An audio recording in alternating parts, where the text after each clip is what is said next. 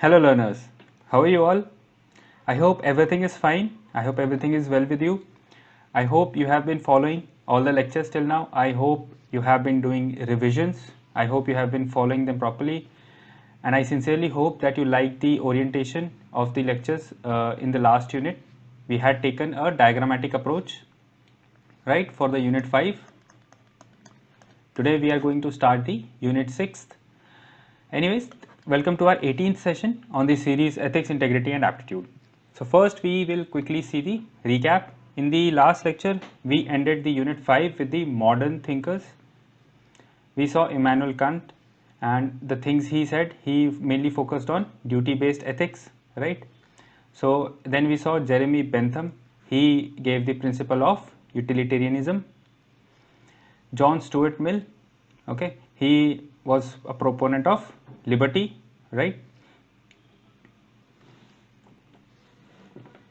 Then John Rawls, right, he gave a very good method of finding out if the policy would be appropriate or not.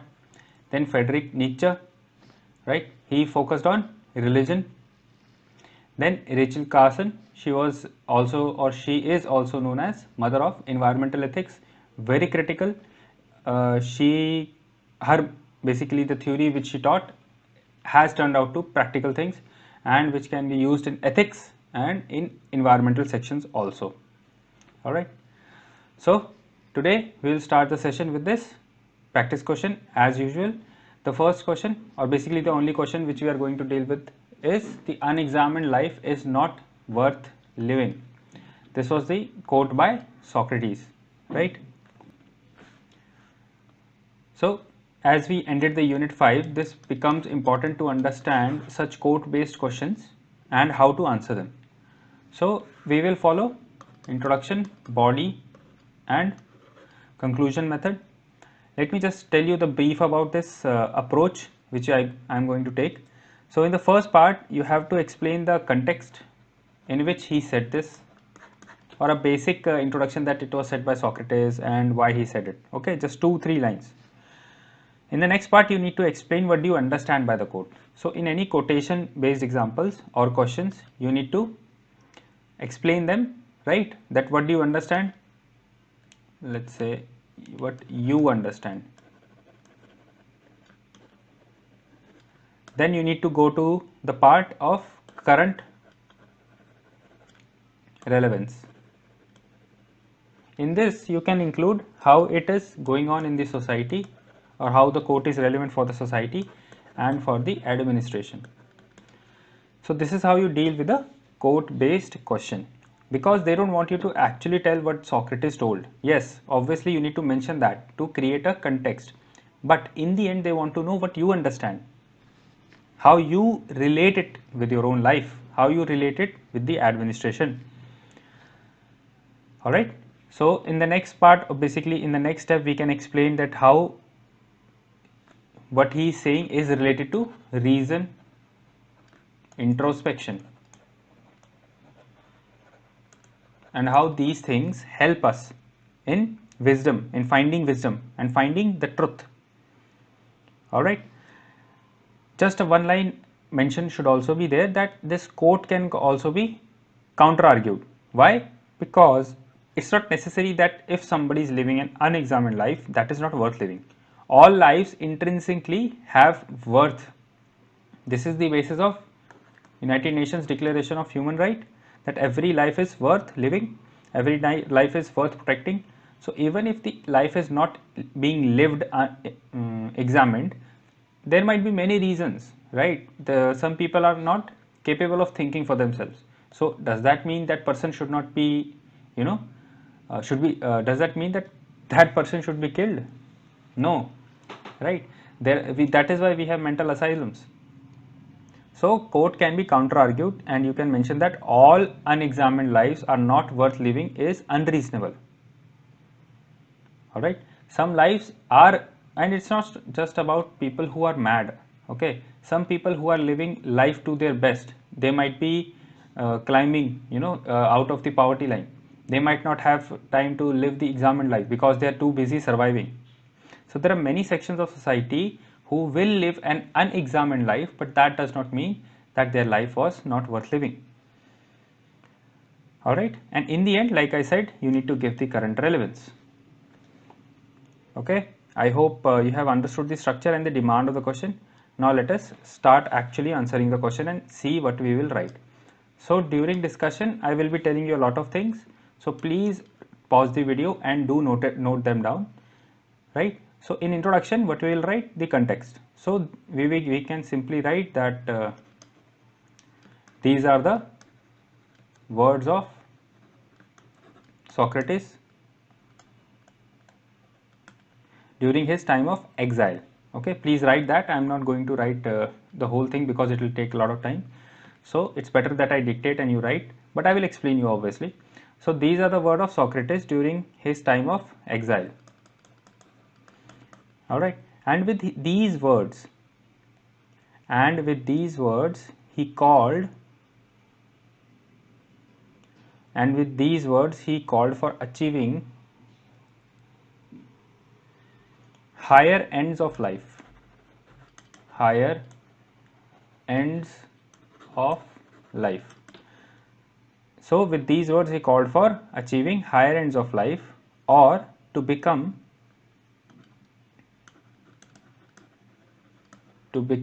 virtuous. You can see the screen. To become virtuous by rational inquiry. Like I said, basically this quote is saying that you have to focus on reason. Okay, so become virtuous through rational inquiry rather than turning into a lower animal. Okay, all right, so this is basically you can write more things if you have time. I am going to give you a lot of content. Obviously you can filter it down and write what you remember. So this also talks about conscience. This quote also talks about conscience, and it also tells you that truth is more important than the life, or more than your life. So that is why he gave up his life, right? He stood his ground because his conscience did not allow him to waver from his truth. As simple as that. And this also quote, basically this part, like I explained, rational inquiry, and you need not, and this stops you from turning into a lower animal. So because if we don't think, okay, we are simply eating, sleeping, working and procreating, right? We are just basically animals. So that is why we need to think, we need to use reason, we need to introspect. And in the end, as Socrates proved from his own life, that conscience and truth is more important than life. So this is the context, this is the introduction. You can use it and write it in your own words, whatever you want to remember, right? All right, so let's come to the next part, which is the body part. In this we will write few points which will tell the value of this quote. So first point you can write as unexamined life is not worth living. Unexamined life is not worth living because it's a life of ignorance. And an unexamined life is not worth living because it's a life of ignorance. Okay, so this also is agreed to by Aristotle. He also agreed and said that ignorance is root of all evil. So see, if you are saying a point, you are proving it by a famous quotation which is of Aristotle, that ignorance is root of all evil. So you have to remove ignorance by reason. So see how I linked it. See, unexamined life is not worth living because it's a life of ignorance, and even Aristotle agrees because he said, you can obviously have a full stop, that it's a life of ignorance, full stop. Aristotle agrees that ignorance is root of all evil. So we need to remove evil by reason. Alright, another way you can write this is consequences of ignorance is unexamined life. So we need to remove ignorance by reason, like this also. So there are many ways to write some points. Okay, you note down and you write whatever you feel perfect is perfect for you. Another consequence of inequality, or sorry, another consequence of ignorance or living an unexamined life is inequality.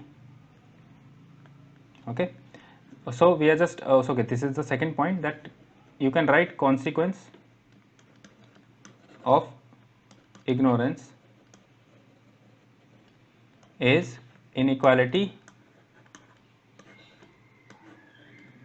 environmental degradation, because we are not thinking, right? We are not putting reason, we are not thinking about other beings, we are just thinking about our selfish interests. We are not thinking that whatever we do has an effect on other people, it has effect on other species, and they are actually dying. Species are basically going extinct because of our actions.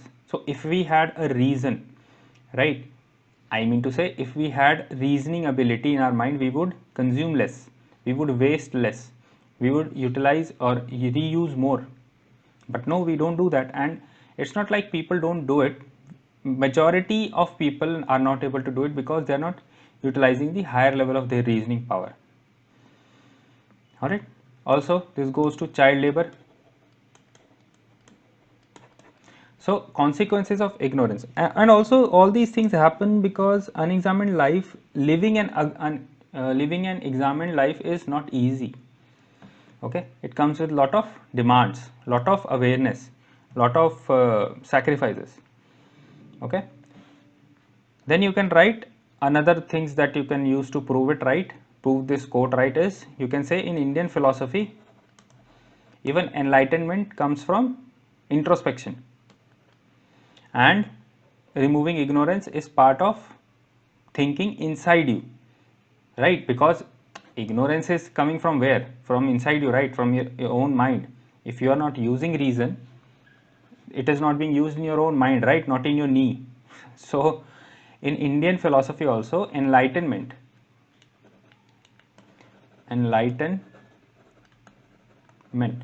comes from knowledge, reason, awareness, after introspection. Buddha, look at Buddha, look at Mahavir. All these people gained introspection, followed the path of introspection to gain enlightenment. All the rishis, all the gurus which we had in the past, they all were introspecting. They all wanted to understand humanity or their own mind. Why do they do if they do something? Why are they ignorant towards something? Because it's hard, because you cannot, not many people have the time to fight child labor, but they still don't contribute to removal of it, and they are contributing to propagation of it. Okay, so it's hard, things are hard, it's not easy living an examined life. So in Indian context, enlightenment also comes from reason, from observation, from introspection. Okay, next point that you can write in here is about Gandhiji. His book My Experiments with Truth, right, is the best example of living an examined life. So his idea that pursuit of truth through intellectual inquiry and experimentation. Okay, his idea was you need to pursue the truth by intellectual inquiry and experimentation. I am repeating it again. You need to pursue the truth by intellectual inquiry and experimentation. Because of that book only, he became more of a refined person. Okay, so this is how you prove things.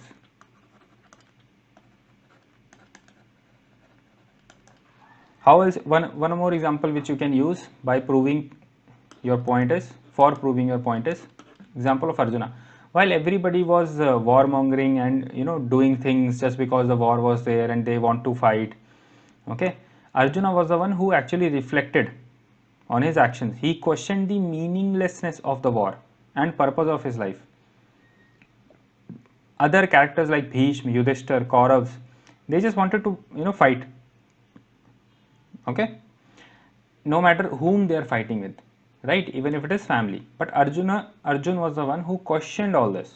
And what he was doing, he was showing you the example of examined life, right? Even in Jainism, the Kaivalya, the right knowledge, okay, that comes from thinking about things. Alright, so these are the examples. You can diversify the examples so that it gives a sense of analysis. Don't focus on only one example or one type of example. Alright, so I've taken another thinker, okay, I've taken consequences, I've taken the Indian philosophy, I've taken Gandhiji, I've taken Arjuna, right? Now you come to the current life, because it is important that you describe a quote in two parts. First part was what do you understand by it, second part is how it relates to current life. So in current life we can see that many people have narrow minded views. They are living the unexamined life. How? They are focusing more on calm and earth. Less focus is on moksha.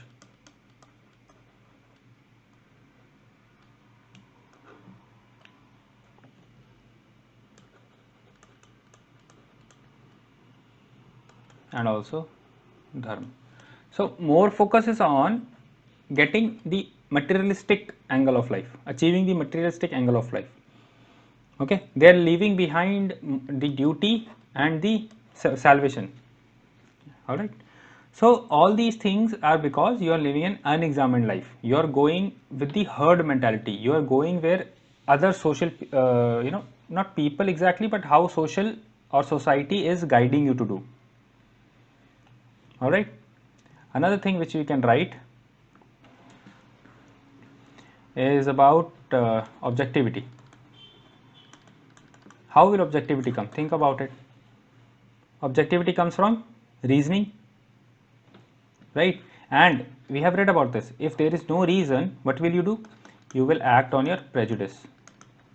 You will act on your bias. You will stereotype people, right? And all this will lead to discrimination. So this is how you relate it with life, and this is how you connect. Okay, I have told you to connect GS1, GS2, GS3, GS4. You have to connect the topics inside the paper also with each other, right? Next, you can say that if we do not follow reason, the way of life becomes unreasonable, or it becomes basically not related to societal growth. For example, open defecation.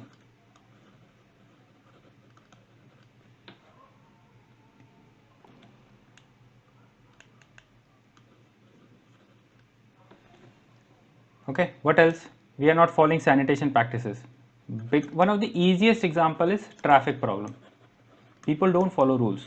First thing, people don't help other people. Samaritan problem. Right? So such things are there. They are there because we are not living an examined life in our own life. Okay? So you can write that our way of life is also affected if we follow an unexamined life. Also, next thing is, last point in this body is in the angle of administration. So what if we do not follow the examination, or we do not follow introspection, reasoning in administration? It will lead to unexamined administrative policies or governance. This will lead to what? This will reduce citizen centric administration. Do pause the video and write this down in words and not in the way I have written. So it will reduce the citizen centric administration. It won't improve quality of life of people. It won't improve quality of service delivery. Right? So we need an examined life, because it not only affects our way of life, it also affects the administration, the governance for which we are studying this paper. And due to this only, the UPSC also has included this in our syllabus, so that we live an examined life. We learn about difficult concepts, we learn about different concepts, we relate things with ethical standards of society. I hope you got the point. And also you can say in the before just conclusion that although many people, yeah, here you write that it is hard to live an examined life, but the result of it are here to see, because you can say from the above examples it can be seen that although it is hard to live an examined life, the fruits are worth striving for. And you can also add that line which I told you, that sometimes people cannot live an examined life, so that doesn't mean their life is not worth living, right? Conclusion part. Now we come to the conclusion part. Okay, so basically here you will just write, you can write it down: to live life like a moral agent, to live life like a moral agent, this is a keyword by Immanuel Kant, okay, or ignited minds, this is a keyword by Dr. APJ Abdul Kalam.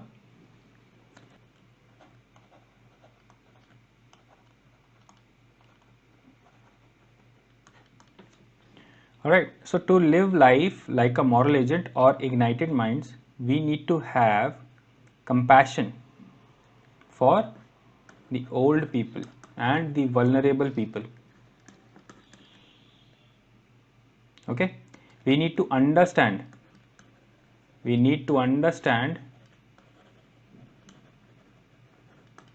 true life, but that true life, that sense of true life will come only from reason, because with reason we understand ourselves and we understand others, like this. Alright, and this is the way to conclude, because in the end you are relating it with your duty, okay, because as an administrator you need to focus on old and vulnerable, you need to have ignited mind, you need to have an aware mind that is aware, you need to understand how life is lived, what is life about, that only then you will be able to understand yourself and understand others, and finally be able to improve their life. Alright, so that is all for this question. I hope you have understood how to write this question. Okay, so again, explain the quote, explain the current relevance, give examples and conclude. It is important to follow a structure, please remember that, right? Alright, so now we will start the new unit number 6, public/civil services values and ethics in public administration. Alright, so before starting this, I would like to share a quote with you, that ethics provide a framework for accountability between public and the administration. So this is the importance of ethics in governance, right? Till now we have studied a lot of theories of why things happen, what are ethics, what are values, what is emotional intelligence, what is attitude, aptitude. Now we are entering into 2 units which are totally related to public administration, basically the public administration part of the syllabus. In the introduction I have told you that you can break the syllabus into three parts: psychological, philosophical and the public administration part.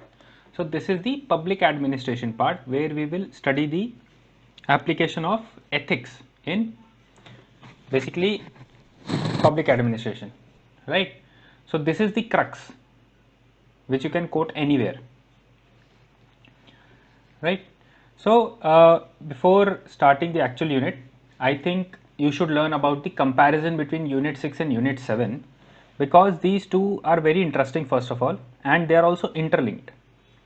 So basically we will be starting both of them, because when we will be studying the case studies of unit 7 or questions related to unit 7, some part of unit 6 will also come in, and vice versa is also true. So basically we will be simultaneously starting them, so to say, not really starting them together, but the basic of unit 7 will be started with unit 6 also, right? So brief comparison will be beneficial. All right. Also, please do not confuse, like I said, it is a public administration part. Please do not confuse it with the optional, right? We need to look into the public administration part from the ethical prism. I have mentioned about this, right, earlier. So we need to look from the ethical prism, and we need to look what about the ethical, public administration concepts, right? So basically unit 6 and 7 are interlinked. Let's start their comparison. So they are interlinked with each other. Alright, so this is the syllabus. You don't need to write it down. I'm just telling you. So status and the problems, okay, of values of ethics in public administration, ethical concerns and dilemmas in government and private institutions. Basically this is directly linked to corruption. Okay, let me change the ink. Laws, rules, regulations and conscience as a source of ethical guidance. Again, this is related to somewhat about corruption. You have to here think about accountability, ethical governance, good governance. Okay, so this is linked again to corruption. Okay, strengthening of ethical and moral values in governance. Here, see, even second ARC told that we need both institution and values. Okay, we need both institution, that is the governance structure, and the values, right? Because institution is like a bowl. Institution is like a bowl in which values take shape, and also without institution no good value can persist. So value needs a place to grow, and we need institutions for that. Okay, so both are interrelated, the values and governance. All right, ethical issues in international relations, corporate governance, because see, governance is basically rules and regulations of an organization. It doesn't matter if it's a public or private organization. Now we come to the unit 7. Here first you need to understand the concept of public service. Now here values come, and values come from unit 6. Then we'll understand the philosophical basis of governance and probity. These are all, see, governance, you just read it over here, right? Governance. So this is how linked these syllabus parts are. Now coming to the third point, see, I have distributed this. There is a certain gap you can see here. Why? Because I'll just tell you. So information sharing and transparency in government, RTI, code of ethics, code of conduct, citizen charter, work culture, quality of service delivery. I have mentioned this a lot in answers. Quality of service delivery, utilization of public funds, challenges of corruption. Now why I have highlighted challenges of corruption? Because all these things are related to corruption only.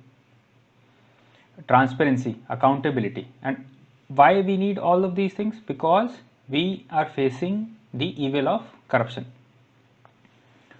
So problem is corruption, right? Problem is corruption, right?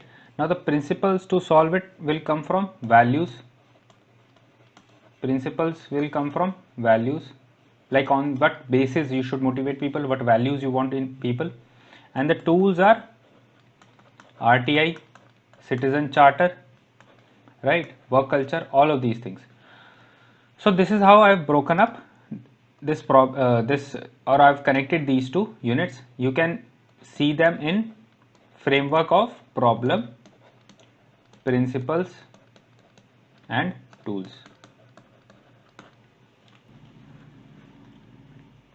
Obviously we are going to see them separately, but this is the framework. I promised you some tips and tricks also. So this is the framework you can use to solve corruption. Problems, principles and tools, right? So now we come to a minimalist versus a maximalist approach. This is I want to explain you, because this is a concept which I want you to know, because by this you will understand what are the minimum things that you can do and how you can go beyond the call of duty also. This we will understand totally by examples, right? So this is basically, let's say if the minimalist approach is sympathy, maximalist approach will be compassion. Please write this down. If minimalist approach is code of conduct, Maximalist approach will be code of ethics. If by minimum you are honest, you go beyond it by being a person of highest integrity. Alright. If in the minimum concern you follow laws, here you follow your conscience also. So please remember, minimalist does not have a negative connotation. It does not mean that you are not following something. You are doing the minimum which is required of you. Okay. Maximalist approach is going beyond the call of duty. Both are good, both are positive concepts. But here I am trying to tell you that you have to be a person of maximalist approach to be a civil servant in India. Okay. Now we will see certain values, right? See, if it's a continuum, like let's say here it's the minimalist and here it's the maximalist. All right.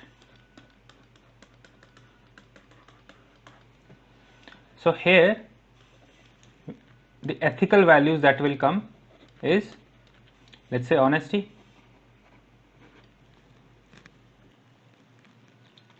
legality, okay, national interest,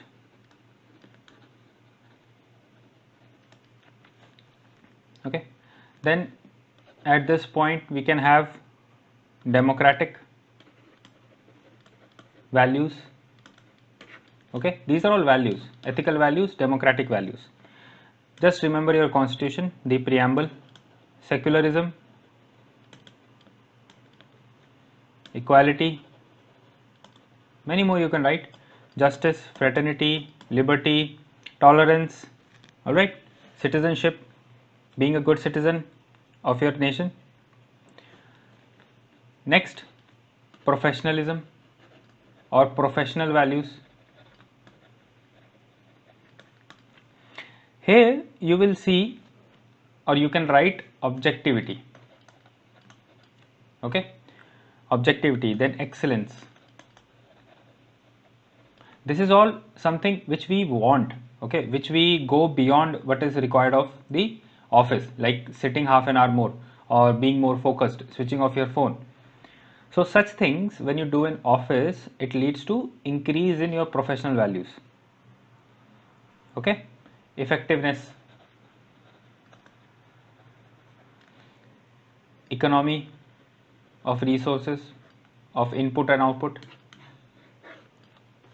See, these are all values, okay. If you are having a doubt what are these things, basically you are going and increasing your contribution, right? You are increasing your contribution towards ethical behavior. Finally, maximalist approach is people centric approach. Here what can you think? Here you will be showcasing or exhibiting values of compassion.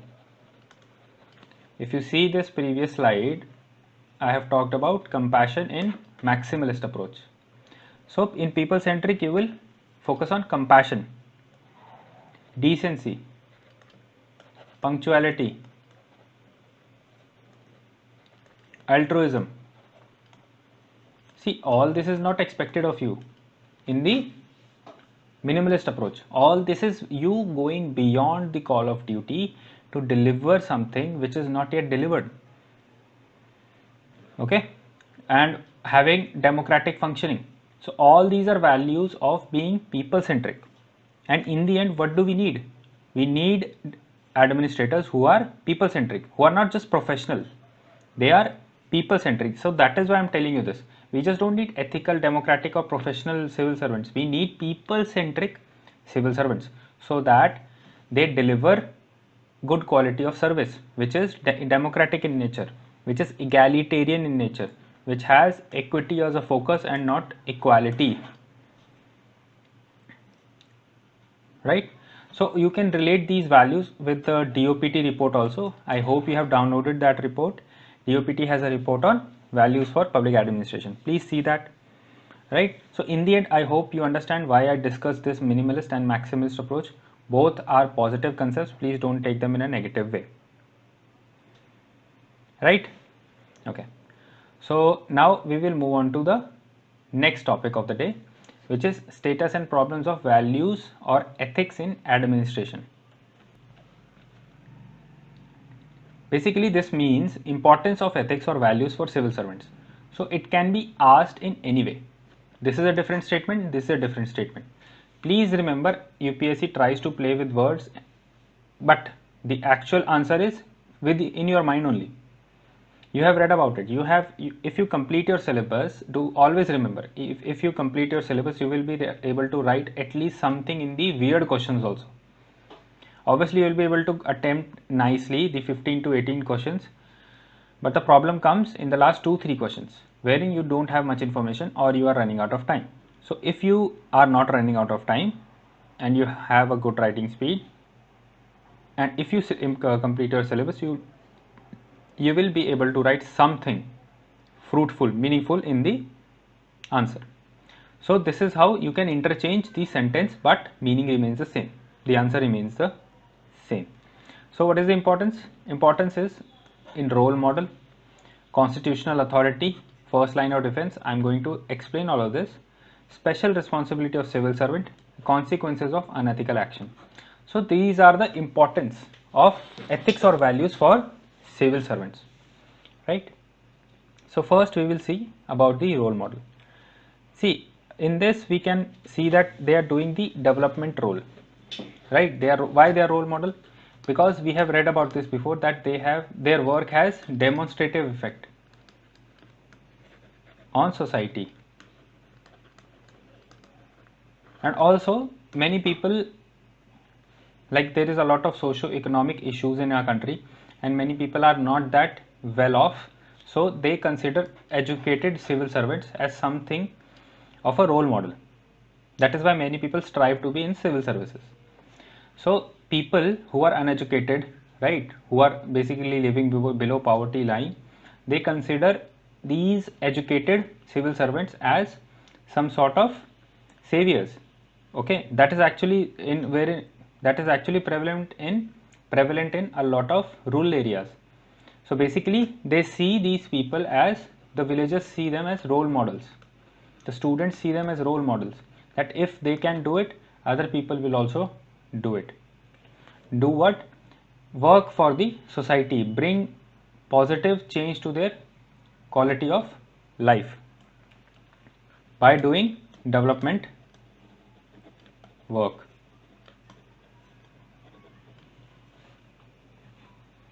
Okay, so this is why values are important, because if they have good values, if civil servants have good values, they will become good role models and that will lead to positive change in the society. Next we come to the constitutional authority. As you know, civil servants are constitutionally authorized to be the organs of the state. They are the permanent executive,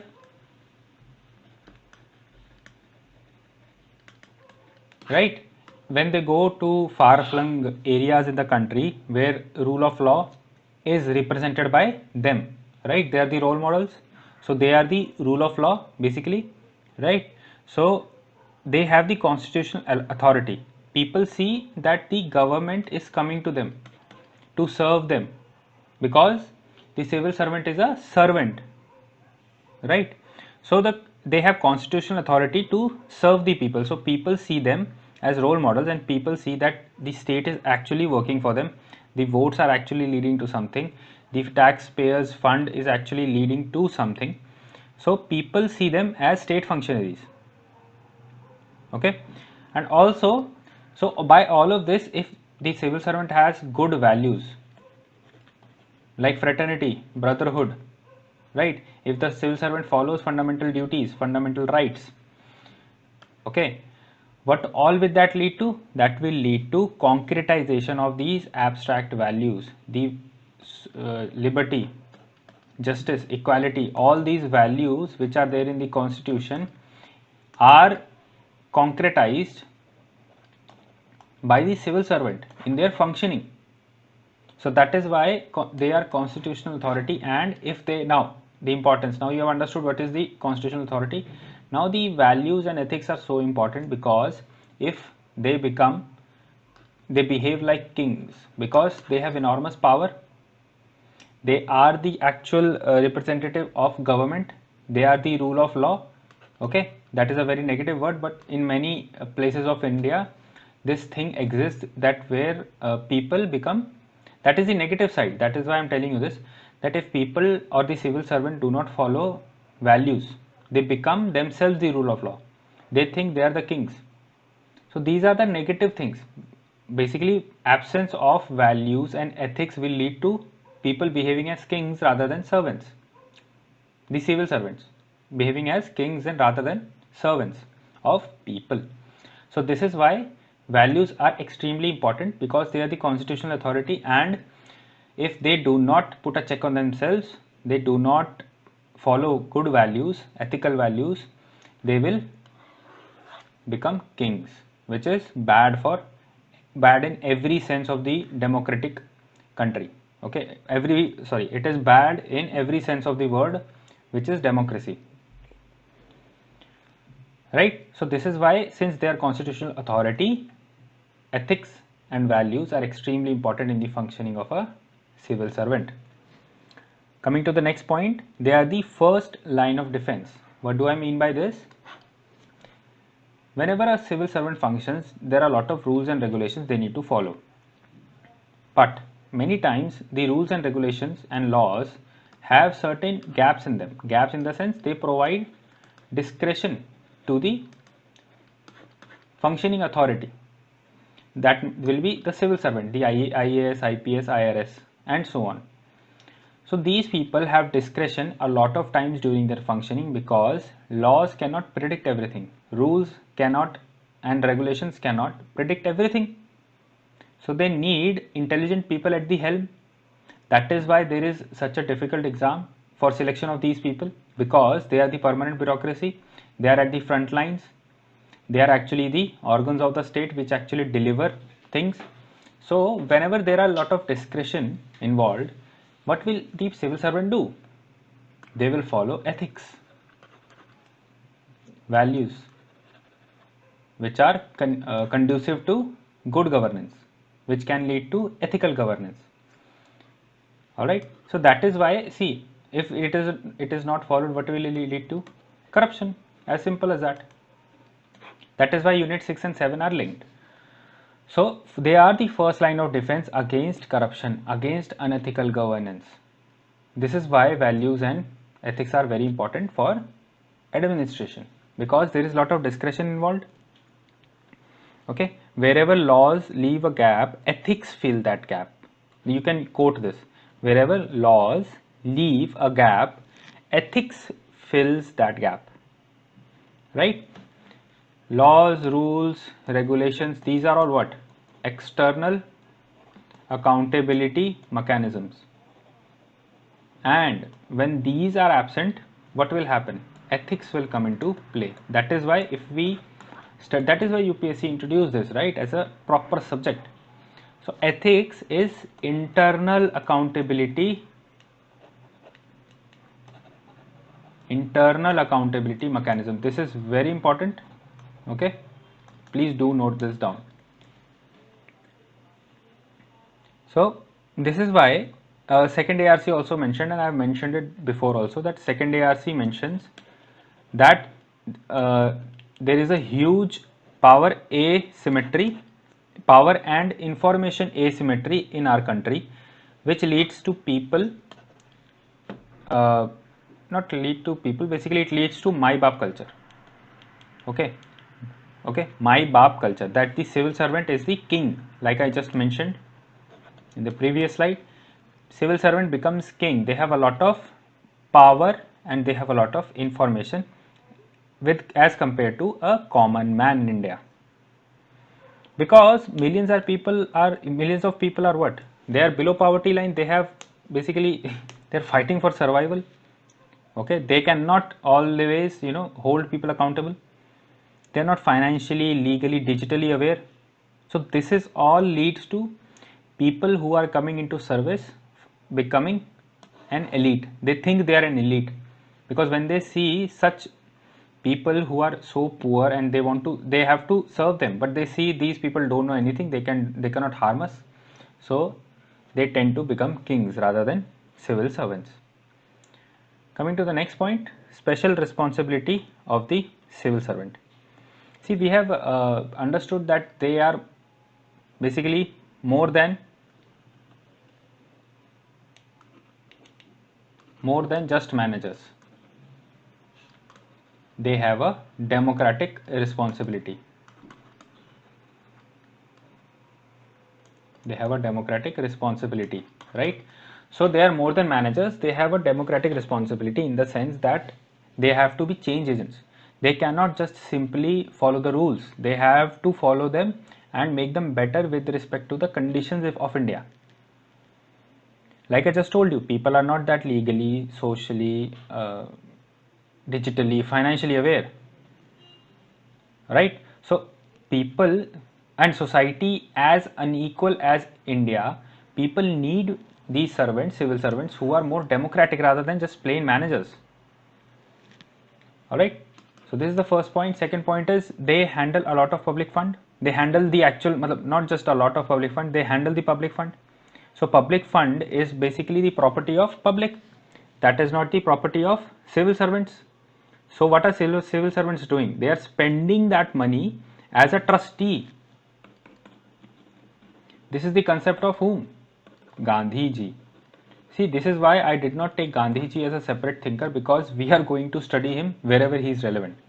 So the trusteeship concept of Gandhi ji comes into play because that is the ethical standard a civil servant should follow. That public fund is the responsibility and you have to use it as a trustee. It is not your ownership. It is not personal fund. It's a public fund. Right? Okay. So in the next point, you can write that they deliver goods and services which are for public, and they have to do it in a ethical manner. So this is why ethics are very important for a civil servant, like because they have a special responsibility. Okay. And they also have to, basically in ethical manner, what I mean is focus on equity. Always remember, focus on equity. Okay. Another related point is just like they take a lot of decisions that affect everybody, right? They have a responsibility of a whole district at a very young age. So basically they take a lot of important decisions. So this is also, and you can write it in one point only. So that is why this is the special responsibility of a civil servant. You can write this can come as a special question also, a different question also. So that is why I've given you so many points over here. This is it's a short topic, but it's an important topic. It can come for a 10 marker. You can easily extend it. Okay. Always remember, in India, there are a lot of inequalities and people are needed to be change agents rather than just plain old managers. Okay. Now let's come to this. This is the last point, consequences of unethical action. So whenever such things happen, whenever you take unethical action, what you will become? You will become my bap. You will become the proponent or propagator of my bap culture, right? You will become king rather than servant. What will all these lead to? This will lead to decrease in public trust, decrease in social capital, decrease in social social capital already done. This will lead to decrease in, let's say, the image of our country itself. Rank 18 corruption perception index is because of a reason, right? I know. So all these things, consequences of unethical action is huge, and obviously how we can forget corruption. Wastage of public money. That is why there are many villages where there is still not electricity even after 70 years of independence. There are reasons, right? Because things are not being done ethically, they are being done just for the sake of getting them done. Okay, so what can you say in the end? Let's come to the conclusion. So basically you can say that ethics is now a necessity. Okay, we cannot just have it as a normative framework, we need to have it as a concrete steps to be followed. Okay, so the conclusion, the conclusion that can be written here is that status, you can write this down, that status of values is significant in the governance process. Status of values, or you can write it this way, status of values in governance is significant, as loss of values, as loss of values can lead to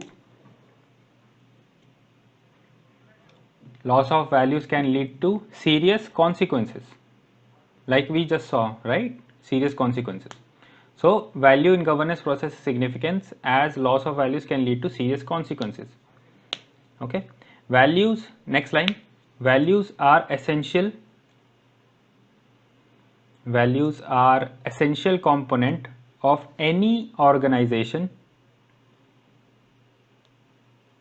and they determine and guide behavior of civil servants.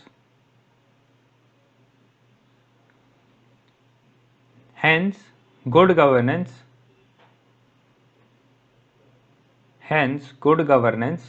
requires finest values and ethics. Hence good governance requires finest values and ethics to be inculcated in civil servants. Okay, to be inculcated in the civil servants. So this is the conclusion of this topic, right? So I hope you understood the status and the problems of values or ethics in administration. All right, now let's move on to the next topic, which is factors affecting the status of ethics in public service.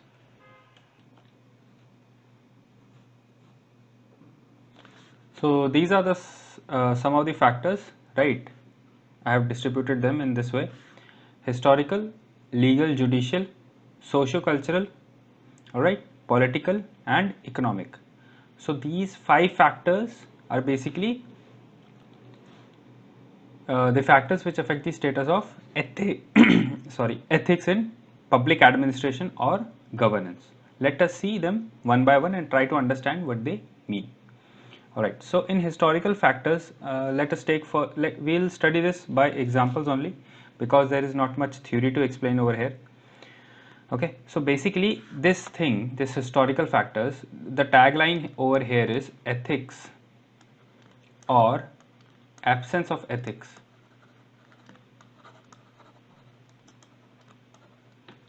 becomes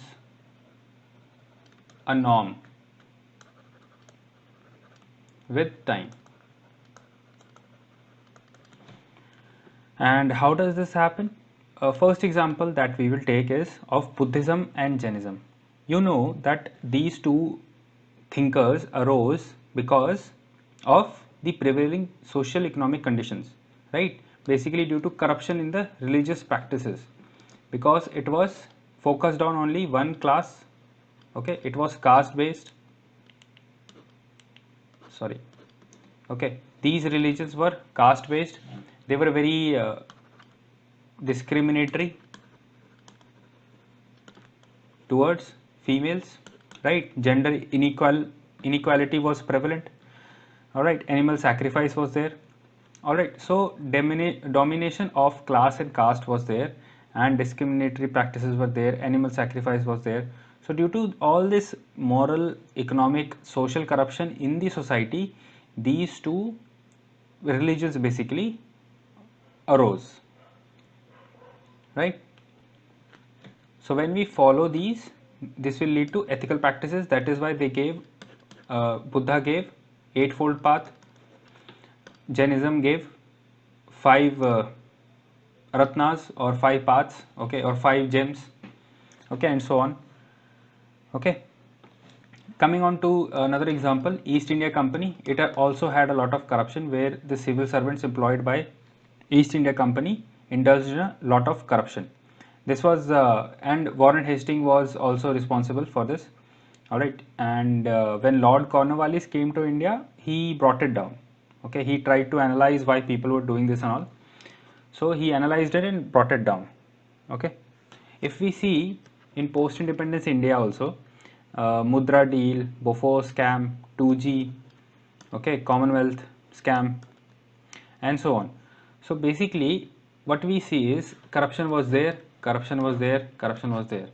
So ethics or absence of ethics becomes a norm with time. So lack of ethics have become a norm with the time, right? So this is because there is a long legacy of unethical practices in governance. All right, and that has led to tolerance to corruption. How many times you have, everybody is guilty of corruption somewhere down in somewhere in their life, even if it is for 20 rupees or 10 rupees.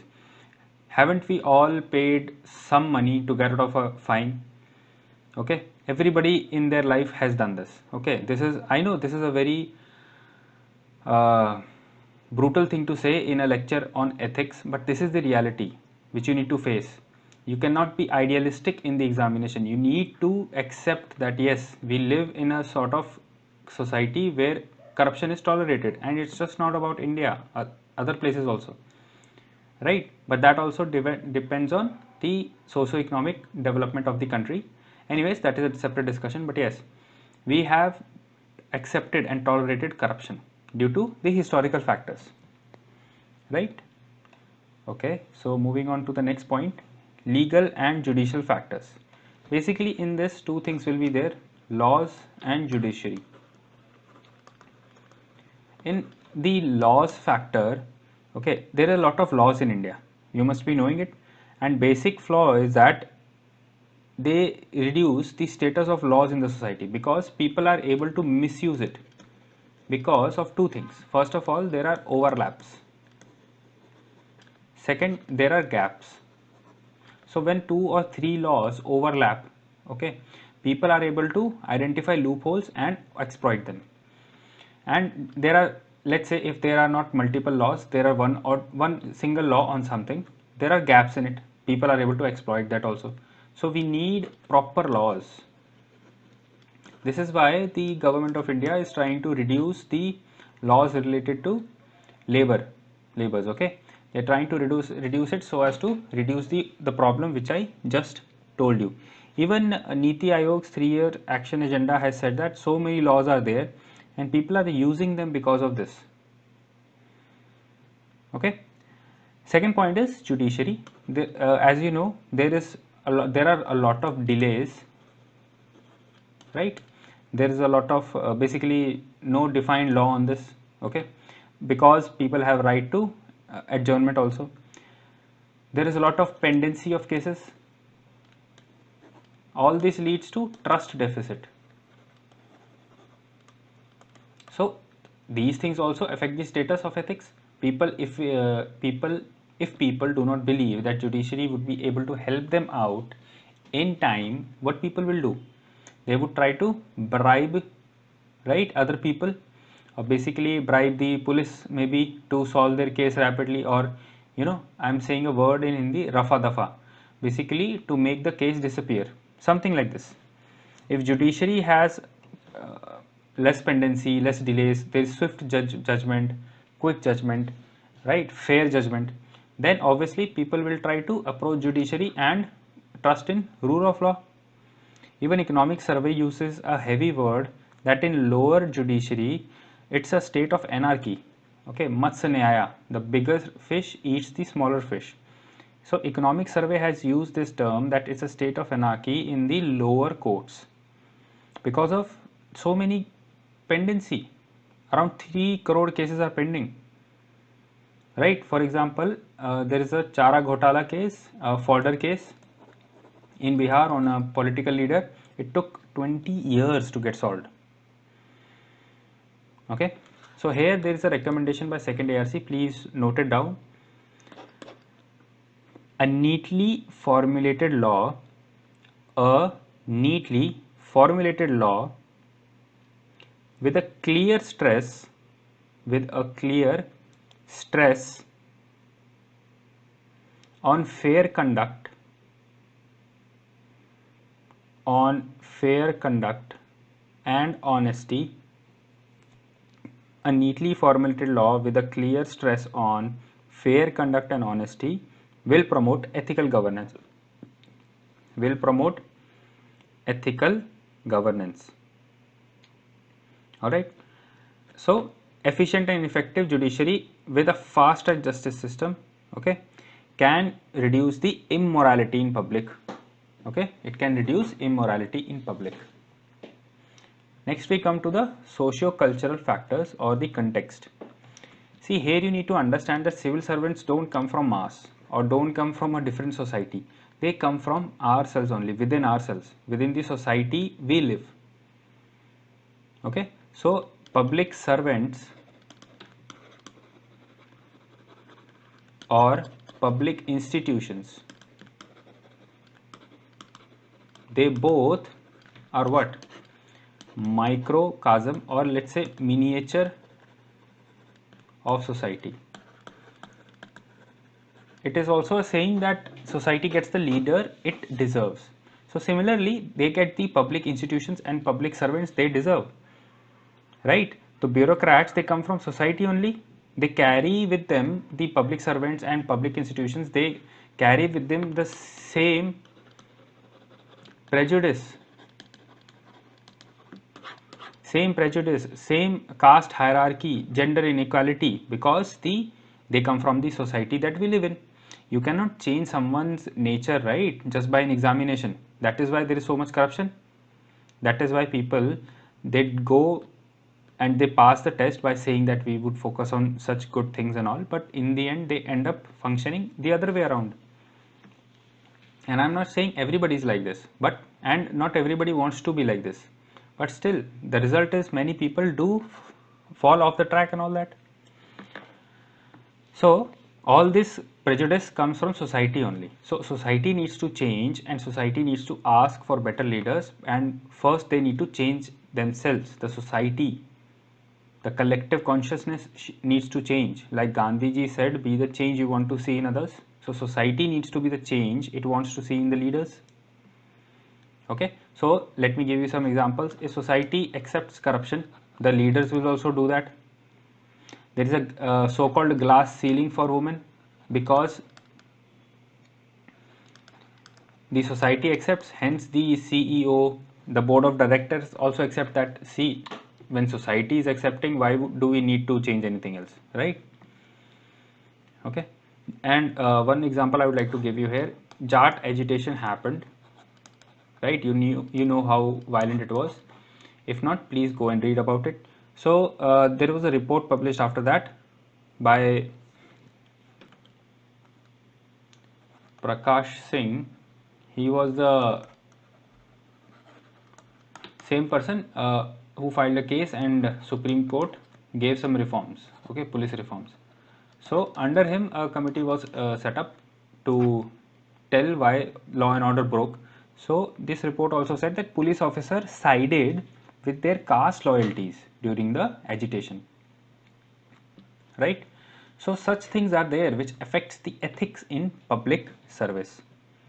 Okay, one more thing, you can say that many ideals that are presented by the constitution, they are not present in the society, right?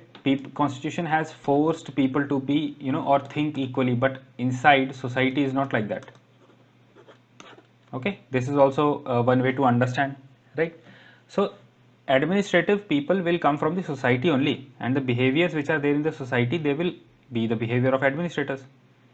Okay, coming to the next point, political context. See, it just a second. It not only includes politicians, but it includes media also and pressure groups. Okay, excuse the short form. So see, what happens here is when you see your senior getting away with corruption and enjoying, you know, higher positions and all, obviously you will think that it is okay to be corrupt. So this thing is demonstrative effect. We have discussed this term before. So this is a demonstration effect for the bureaucrat. Basically, politicians, if they do this, it will lead to trickle down corruption from top to lower order. If politician like your minister above you is indulging in corruption and you are trying to fight that and you get punished, so what will you think? Your morale will go down, right? And not everybody is that emotionally mature to understand this, that this is just one part of life. So some people will think, or they might not act on it, but still they would think that it is better to be like the politician only, right? So politicians basically have the authority, right? They can define ethics. Okay, they can define ethics in their office, because ultimately you answer to the public and politician answer to the public also, right? And obviously we know that politicians are the boss. So we need to understand that they need to understand that they can set, you know, examples, right? So basically corrupt politician leads to bureaucracy, corrupt bureaucracy, simple, right? And many times media, pressure groups, NGOs, they work for vested interest. They are not, you know, unbiased. Some media channel will show biased news, some pressure groups will show biased interests. So whenever these people, they work for vested interest, or let's say regional interests or parochial interest, all right, whenever media is biased, all these things lead to decrease of ethics, because from media we gather the news. If they tell us that this is they do not report the good things that are happening and they just keep reporting the caste angle, the communal angle of an incident, we will obviously think that way, right? So same applies to pressure groups. Like many pressure groups are being investigated right now. Okay, you must have heard about it. Also last year also there was one pressure group, I will not take the name because it is controversial, but yes, such things are going on. Okay, here a quotation I would like to you know, tell you that Bhagat Singh said that whenever there are riots, it is because of leaders and the media, not because of there is some genuine, you know, issue for the people, because people try to demand it using voting and all rather than rioting every time. Okay, all right. So behavior of politician has a demonstration effect. Media, political parties, pressure groups also affect the orientation and attitude of the morality of the society. Okay, so basically administrative system cannot remain immune to the political morality. Okay, next we come to the economic context. Here you can easily understand that if many people get corrupt because they want more money, as simple as that. So people have an attitude of profit at any cost, which is a bad attitude, which is a private sector attitude. That is why there are a lot of absence of ethics in private sector. Buddha said everything is in excess is poison. Everything in excess is poison. So we need to follow the madhya marg, right? You need to have profit, but at ethical cost, not at unethical cost. Okay, one example, I have mentioned this before also, that there was a lot of corruption in East India Company. Okay, Lord Cornwallis, when he came to India, he tried to find why this was happening, why British civil servant got corrupt. It was because of low salary. Why? This led to a feeling of survival, because they were away from home in a foreign land. Okay, no one to take care of them because they were privately employed, not by the government. So low salary, survival mode was there, and lack of money was there obviously. So that led to unethical behavior. So this is the economic context for corruption. Okay, so this is I think a good example, right? Also this is about the lack of money. Now what happens with excess? I have mentioned about Buddha, so we need to talk about the other side also, because then only you will understand why to follow the middle path. Ramalingam Raju, Vijay Mallya. Now do you understand? See, excess of money also is a problem. People forget the value, right? So the lower level of economic development, whenever there is equality, and that is happening in India, that development is still on the lower side, and inequality is also quite prevalent. Okay, so people are likely to be motivated towards immoral behavior. Okay, so although that this is a sad thing, but yes, it happens. Okay, now coming to the last topic of the day, rising status of ethics in present times. We just saw what are the factors which affects the ethics, right? But we need to see and we need to understand this concept also, that in recent years things are improving, because if we see after independence, ethics was taken for granted. It was not a focus at all. It was just believed that people will be ethical, right? But and also like around 45 years it was neglected, but in the last 25 years it has, gotten a shot in the arm, or basically people have started focusing on it more and more, like environmental ethics, gender ethics, right? So now ethics, okay, has arrived in administrative discourse also. For example, accountability, RTI, good governance, ethical governance. All these things are sponsored by study of ethics, awareness of ethics. So basically, you can term this period as dawn of the darkness, okay, from dawn of the darkness to dawn of transparency, or basically dawn of secrecy, okay, dawn of secrecy to dawn of transparency. So let us quickly see these things, right? So first point is, there is a need of growing. Like our society is growing very rapidly, and it is also growing in a multifaceted way, right? There are a lot of issues that are coming. It's not just gender issues, financial issues, right? Literacy issues, all such things are coming up. Our society is already very hybrid. It is diversified. So our needs are growing, and also our society is very multifaceted. So what things are included in this? Basically, women are coming out, right? They're coming out of the homes. They're doing more jobs. Their labor force participation rate is increasing, although it is decreasing right now because they are going more for the studies. But anyways, they are getting out of home.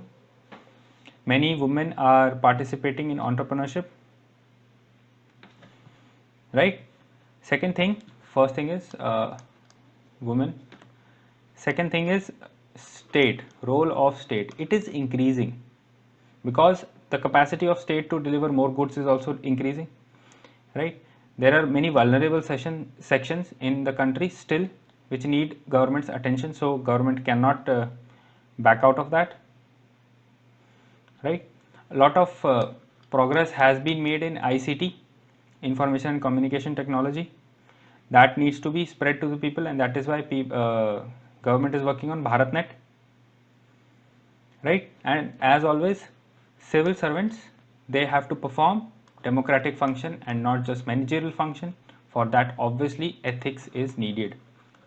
And recently, in the last 20-25 years, people are awakening to the fact that we don't need just mere managers, we need people who are change agents.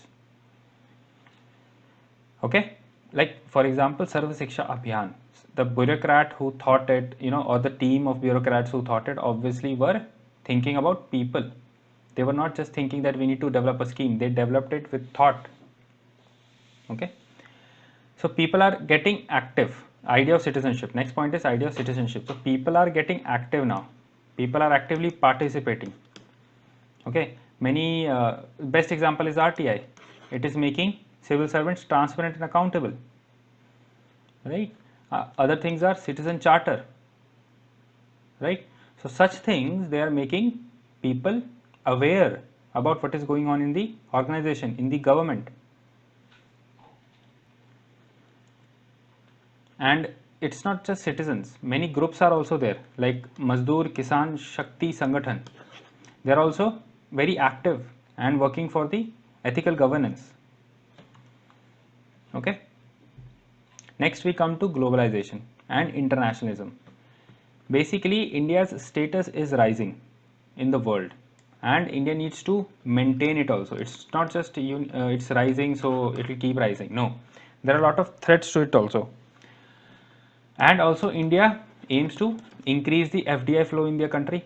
Also, due to globalization, cross cultural connections are increasing. Let's take an example over here. Like if Japan wants to invest in India, and we know that they are very punctual people and they are not at all tolerant toward coming late and all. So if there is a meeting, and in India, you know, there is a culture of coming late. So if that culture is intermingled in Japan deal, obviously they will back out. They will see that people might not be serious in India. That is why they are not punctual. So all these things, we need to be culturally sensitive, and that thing comes from ethics only, that you respect and understand other people, compassion, empathy, these words, right? Integrity, like delivering a project on time. Although we have a bullet train project with Japan, but delivering it on time is a different thing. We need to show our highest ethical standards in that, right? Why is T.N. Session known? Because of the ethical standards only, he said, in the election commission. So such things are there. Okay, and also E. Sridharan, much more apt example over here, right? Next point is rising level of discretion. So I've told you that many time laws, rules, regulations, they cannot plan for anything, or sorry, everything, and they cannot foresee everything. So sometimes no, many times there is discretion involved, and that can lead to more corruption. We have just studied today. So we need to have faceless. Recently this was developed, a system is developed by tax department, that they have developed a faceless system, that is, there is no human interaction. It is all computerized. Obviously there are people behind, yes, but when you, the transaction, let's say this is, you are the complainant or you are the citizen, this is the system where you submit the information, and here is the human, other human. So the human interacts with this only, they don't directly interact. No, earlier this was the system. Okay, so this is the thing. Okay, now also other things are like paperless, right? So yeah, discretion. One example of discretion which I can give you is that aspirational India campaign. In that, the Prabhari officer has a lot of discretion. So such a level of discretion at lower level can be an easy fodder of corruption, fodder for corruption. So there, ethics is needed. That is why the status is rising. Demand of 3 E's from the government. See, there is a lot of demand on the government to be efficient, economical, and effective. So government has to be efficient, economical, and effective. So there is a lot of demand for the government on this. And this also need ethics, because basically it's about public fund, about executing things properly, like I discussed in Japan example. So in all these things, if you don't have ethics of punctuality, if you don't have ethics of integrity, if you don't have value of it's the same thing, value of punctuality, right, integrity, if you cannot focus on empathy, if there is a issue in land acquisition, if you don't handle it with compassion, then obviously it will derail the project, so it won't be efficient. So such things are there, and obviously government needs to step up its role in development, but at the same time it needs to focus on these 3 E's. So normal governance can lead to good governance, can lead to ethical governance only with proper ethical framework. Okay, coming to the next point, last point, competition with the private sector. There is an attitude of perform or perish. This attitude is with the private sector, right? But here in public sector it cannot be so, because in public sector the metrics or the measurement is different. We cannot focus on quarterly numbers. The government cannot focus on quarterly numbers, but still it has to compete with private sector, right? There are many things in which we can perform well, but we need to focus on public interest. So, see, the point is, yes, there is an attitude of perform or perish, otherwise the private sector will take the things which government is providing right now, and if that happens, there is an argument that private sector will not focus on the lower rates. Like if railway is given to private sector, many people in India will not be able to afford the travel. Okay, so although that attitude is there in private sector, but we cannot do that here, because in public sector, public interest is at the higher stake or highest stake, not the money, not the stakeholders interest, not the quarterly numbers. Highest level is for public interest, and focuses on quality of service delivery, focuses on increasing quality of life, right? The qualitative shift should be there in the lives of people, effectiveness should be there, and this measurement is not like the private sector. In private sector more focus is on output, outlays, but in public sector the focus is on outcome. Okay, so this is it. All right, this is all for this lecture. Let's quickly summarize. First, we saw the question, the unexamined life is not worth living. Then we started a new unit, public or civil services values and ethics in public administration. Then we saw this quote. Then we saw why the comparison, or why these two things are similar, because these come in public administration part of the syllabus. Then we compared minimalist versus maximalist approach. Then we saw the status and problems of values in administration. Okay, we saw the factors or how we can understand. See, I think you are understanding that I am teaching you in a structured manner. So please try to make notes like that, and try to now read anything that you read in a structured manner. What, why, how, where, when, why. All right, and in such a way also, whatever you read in any text, okay, try to break it up in points. When you start breaking things in your own way, you will understand why, how am I doing it. Okay, so role model, they are constitutional authority, they are first line of defense. Civil servants have special responsibility, and there are huge big consequences of unethical actions. People can literally die from your actions if you are not conscious about them. Then we saw the summary, okay, of this topic. Then we came to the next topic, factors affecting the status of ethics in public service. There are 5 factors: historical, legal, judicial, socio-cultural, political and economical. Okay, we saw them with examples. Then we saw why the status is rising. Okay, these are the 6 factors. All right, that's all for this session. In the next class, we'll start with the laws and importance of them and continue the other topics.